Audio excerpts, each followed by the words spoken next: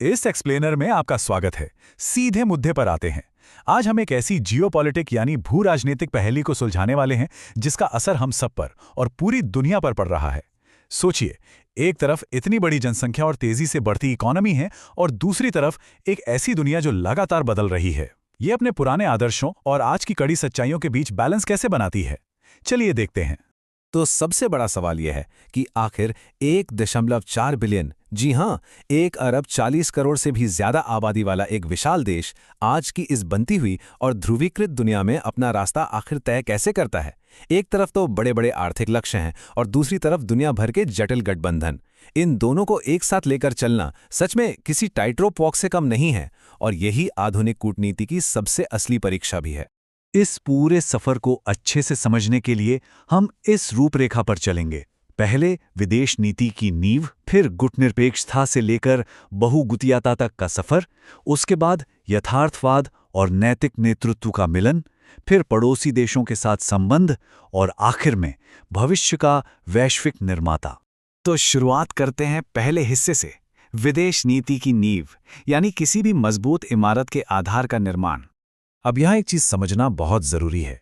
कानूनी सीमाओं वाले राज्य यानी स्टेट और एक साझा इतिहास वाले राष्ट्र यानी नेशन के बीच आखिर क्या फर्क होता है? देखिए, आज़ादी के बाद चुनौती सिर्फ एक नया देश बनाने की नहीं थी। असली चुनौती थी एक प्राचीन सभ्यता को आधुनिक भूराजनीति के हिसाब से ढालने की। एक राष्ट्र के रूप में जो हमारी भावनात्मक और सांस्कृतिक एकजुटता होती है ना, दरअसल वही किसी भी विदेश नीति की सबसे बड़ी ताकत बनती है। वही देश को बाहरी दबाव से बचाती है। और इस ताकत का सबसे शुरुआती उदाहरण था 1954 का पंचशील समझौता, जिसमें क्षेत्रीय अखंडता और शांतिपूर्ण सह अस्तित्व की बात की गई थी। अब आपको लग सकता है कि ये सिर्फ किताबी बातें हैं, पर सच तो ये है कि ये कोई खोखला आदर्शवाद नहीं था। एक नए आज़ाद हुए देश के लिए शीत युद्ध यानी कोल्ड वॉर के उस दौर की गुटबंदियों से खुद को दूर रखने का ये एक कमाल का तरीका था। ये अपनी संप्रभुता को सुरक्षित रखने का एक बेहद प्रैक्टिकल ढाल था, ताकि देश अपने आंतरिक विकास पर पूरा ध्यान लगा सके। आगे बढ़ते हैं दूसरे हिस्से की तरफ, गुटनिरपेक्षता से बहुगुटीयता तक का सफर। एक बेहद व्यवहारिक यानी प्रैक्टिकल दृष्टिकोण। जरा इस टाइमलाइन को ध्यान से देखिए। 1947 के शुरुआती गुटनिरपेक्षता से लेकर 1989 में कोल्ड वॉर के अंत और आर्थिक सुधारों तक का सफर एक जरूरी बदलाव था। फिर आया 1998 का पोखरण परीक्षण, जिसने पूरी दुनिया को चौंका कर रख दिया। लेकिन कमाल की बात देखिए, इसका नतीजा 2008 में वैश्विक परमाणु अलगाव के अंत के रूप में दिखा, जब दुनिया को इस रणनीतिक शक्ति को मानना ही पड़ा। और आज लक्ष्य और भी बड़ा हो चुका है, ग्लोबल साउथ की एक बुलंद आवाज और मजबूत नेतृत्व के रूप में आगे आना। तो कोल्ड वॉर के बाद जब दुनिया बदली, तब इंडिया फर्स्ट की एक नई सोच ने जन्म लिया। अब इसका मतलब ये बिल्कुल नहीं है कि दुनिया से अलग थलग हो जाना है, बिल्कुल नहीं। इसका असली मतलब है बिना किसी औपचारिक सैन्य गठबंधन में बंधे फ्लेक्सिबिलिटी के साथ अपने हितों के हिसाब से दोस्ती करना।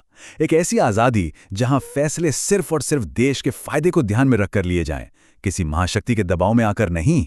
ये अपने आप में एक गेम चेंजर अप्रोच है। अब आते हैं तीसरे हिस्से पर, यथार्थवाद यानी रियलिज्म और नैतिक नेतृत्व का कैसा बेहतरीन संतुलन बनाया जाता है। देखिए, कूटनीति यानी डिप्लोमेसी हमेशा दो किनारों के बीच सफर करती है। एक तरफ है वसुधैव कुटुंबकम जैसे नैतिक मूल्य, जहां पूरी दुनिया एक परिवार है। वहीं दूसरी तरफ है शक्ति का संतुलन, आर्थिक जरूरतें और कड़ी सीमा सुरक्षा जैसी हार्ड रियलिटीज। आधुनिक रणनीति की सबसे बड़ी खूबसूरती ही यही है कि ये इन दोनों को एक दूसरे का दुश्मन नहीं बल्कि साथी बनाती है। नैतिकता वहां काम आती है जहां दुनिया का दिल जीतना हो, और यथार्थवाद तब ढाल बनता है जब अपने अस्तित्व और हितों की रक्षा करनी हो। इसे एक ताज़े उदाहरण से समझते हैं। रशिया यूक्रेन कॉन्फ्लिक्ट को ही ले लीजिए। भारी इंटरनेशनल प्रेशर के बावजूद ऊर्जा व्यापार यानी एनर्जी ट्रेड और क्षेत्रीय प्रभाव को बिल्कुल न्यूट्रल तरीके से संभाला गया। एक तरफ क्वाड जैसे लोकतांत्रिक मंचों में हिस्सेदारी हो रही है, तो दूसरी तरफ ब्रिक्स में शामिल होकर एक अलग विश्व व्यवस्था के साथ कदम मिलाया जा रहा है। ये क्लियरली दिखाता है कि आज के दौर में किसी एक विचारधारा में बंधने के बजाय अपने फायदे और घरेलू जरूरतों को प्राथमिकता देना कितना ज्यादा जरूरी है। और कड़ी कूटनीति के बीच सॉफ्ट पावर एक बेहद प्रभावी हथियार बनकर उभरता है। वैक्सीन डिप्लोमेसी इसका एक जबरदस्त एग्जाम्पल है। एक ऐसी आपातकालीन स्थिति में 50 मिलियन खुराकें व्यावसायिक शर्तों पर यानी कमर्शियल टर्म्स पर निर्यात की गईं, जबकि 10 मिलियन खुराकें जरूरतमंद देशों को मुफ्त अनुदान के रूप में भेजी गईं। सोचिए, ये कोई छोटी बात नहीं थी। ये दिखाता है कि कैसे अपने आर्थिक लाभ और वैश्विक मानवीय सहायता के बीच एक बेजोड़ बैलेंस बनाया जा सकता है। चलिए अब चौथे हिस्से का रुख करते हैं, पड़ोसी देशों से संबंध और सीमाओं को स्थिर रखना, क्योंकि ज्योग्राफी ऐसी चीज है जिसे आप बदल नहीं सकते। नेबरहुड फर्स्ट और एक्ट ईस्ट जैसी नीतियां ये केवल सुनने में आकर्षक लगने वाले नारे नहीं हैं। इनका मूल उद्देश्य है बॉर्डर के आर पार इंफ्रास्ट्रक्चर और व्यापार के जरिए ऐसी इंटरडिपेंडेंसी यानी पारस्परिक निर्भरता बनाना जहां एक देश की तरक्की दूसरे के फायदे से जुड़ी हो।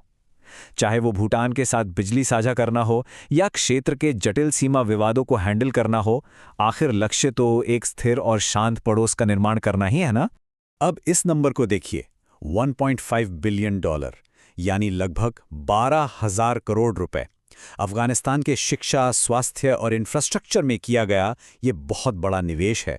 और ये दर्शाता है कि बिना किसी सैन्य हस्तक्षेप यानी मिलिट्री इंटरफेरेंस के भी किसी देश के पुनर्निर्माण में गहराई से योगदान दिया जा सकता है। ये पूरा का पूरा अप्रोच लॉन्ग टर्म गुडविल यानी लंबे समय की सद्भावना पर टिका हुआ है। और आखिर में आते हैं 5वें हिस्से पर, भविष्य का वैश्विक निर्माता, कैसे 21वीं सदी को आकार दिया जा रहा है। दुनिया भर में फैले 30 मिलियन भारतीय प्रवासी ये सिर्फ एक आंकड़ा नहीं है, ये एक जिंदा ताकत है। ये डायस्पोरा दरअसल एक ऐसी मजबूत कड़ी है जो देश को पूरी दुनिया से जोड़ती है। इनके माध्यम से आने वाले भारी आर्थिक संसाधन, इनकी टॉप लेवल की तकनीकी स्किल्स और सबसे बढ़कर इनकी वैश्विक सद्भावना, ये चीजें देश की सॉफ्ट पावर को वहां ले जाती हैं जहां आम कूटनीति शायद उतना असर न दिखा पाए। अगर हम भविष्य की बात करें तो आने वाले दशकों के लक्ष्य और भी क्लियर और थोड़े आक्रामक हैं। एनवायरनमेंट को ही ले लीजिए, 2070 तक नेट जीरो एमिशंस का वादा एक बहुत ही बड़ी जिम्मेदारी है। इकोनॉमी में मेक इन इंडिया को बूस्ट देना और देश के super successful digital public infrastructure को पूरी दुनिया में एक्सपोर्ट करना, ये एक जबरदस्त रणनीति है। और सबसे अहम बात, संयुक्त राष्ट्र सुरक्षा परिषद यानी यूएनएससी में एक परमानेंट सीट हासिल करके ग्लोबल साउथ की आवाज को और बुलंद करना अब इस पॉलिसी का एक मुख्य हिस्सा बन चुका है। डॉक्टर एपीजे अब्दुल कलाम का ये बेहद ही सटीक विचार इस पूरी चर्चा का सार निकाल देता है। एक देश विदेश में ताकतवर नहीं हो सकता अगर वो घर पर कमजोर है। दुनिया भर में जो रणनीतिक आत्मविश्वास आज दिख रहा है वो हवा में नहीं बनता। असली ग्लोबल ताकत हमेशा देश की आंतरिक स्थिरता, आर्थिक समृद्धि और सामाजिक एकीकरण की मजबूत नींव पर ही खड़ी होती है। ये एक यूनिवर्सल सच है। तो इस एक्सप्लेनर को खत्म करते हुए सबसे बड़ा सवाल हमारे और आपके सामने यही बचता है, क्या ये लचीली, आत्मविश्वासी और बहुगुणीयता वाली पॉलिसी सच में आने वाले ग्लोबल ऑर्डर को एक नया आकार दे पाएगी? जैसे जैसे ये विशाल आबादी और आर्थिक शक्ति आगे बढ़ेगी, इन नीतियों का हकीकत से टकराव बिना किसी शक के 21वीं सदी की सबसे दिलचस्प और महत्वपूर्ण भू राजनीतिक कहानी बनने वाली है। जरा इस बारे में सोचिएगा जरूर।